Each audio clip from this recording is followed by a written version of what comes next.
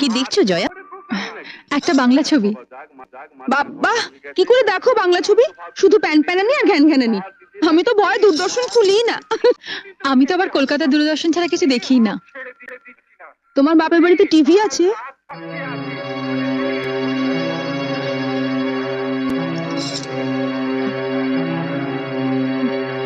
আছে, একটা ছোট ব্ল্যাক এন্ড হোয়াইট টিভি আছে। আসলে আমাদের কেবল কানেকশন নেই তো, তাই ওই কলকাতা দূরদর্শনের প্রোগ্রাম দেখতে দেখতে অভ্যস্ত হয়ে গেছি। এবার অভ্যেসটা বদলাও। ওটা বন্ধ করো আর কেবল টিভি দেখো। এখন আমরাও তো দেখবো। একটা দারুণ হিন্দি ছবি আছে। ছবি? হাম আপকে হ্যায় কौन। ও, ওই ছবিটা তো কয়েকদিন আগেই দেখিয়েছিল, দেখোনি? দেখবো না কেন, দেখেছিলাম। কিন্তু ও ছবি যতবারই দেখো পুরনো হয় না। আর মাধুরী দীক্ষিতকে দেখে তো মন আর ভরে না, তাই না দিদি? যা বলেছিস। কিন্তু মাধুরীকে নিয়ে ওসব কথা তো ছেলেরা বলে। মেয়েরাও বলে। তবে তুমি অবশ্য বলবে না, তার কারণ তুমি তো নিজেকে মাধুরীর থেকেও সুন্দরী ভাবো। আমি ভাবি না মেজদি, তবে আমি জানি আমি কি। একেবারে পাতে দেওয়া যায় না এমন হতকুচ্ছি তো আমি নই, তাই না?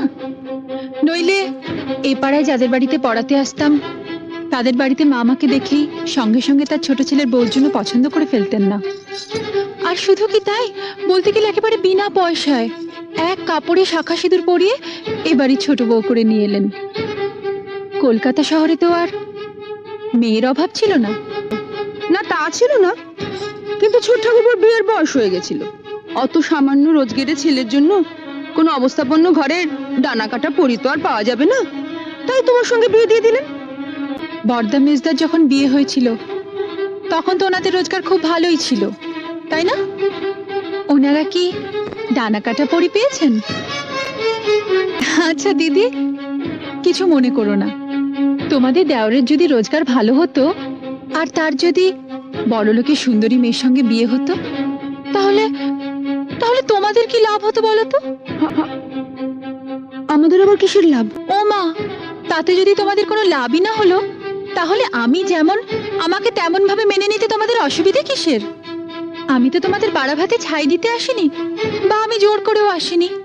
তাহলে আমাকে নিয়ে তোমাদের এত গায়ের জ্বালা কেন? বরং আমার স্বামী যদি বেশি রোজগার করতো আর আমি বড়লোকের মেয়ে হতাম, তাহলে কিন্তু তোমাদের অনেক অসুবিধে হতো। অসুবিধে হতো? কিসের অসুবিধে? তাহলে এই মুহূর্তে টিভিটা আমিই দেখতাম, আমার পছন্দ মতো দূরদর্শনের বাংলা ছবির চ্যানেল। আর তখন তোমাদেরও আমার সঙ্গে বসে বসে ওই বাংলা ছবির প্যান প্যানানি ঘ্যান ঘ্যানানি দেখতে হতো। কারণ তখন তো তোমরা আর বড় লোকের বউকে চটাতে পারতে না। তাই যা হয়েছে ভালোই হয়েছে, সাপে বর হয়েছে।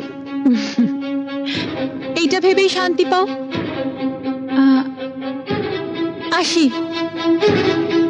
এখন তোমরা মন দিয়ে হাম আপকে হ্যায় কौन দেখো।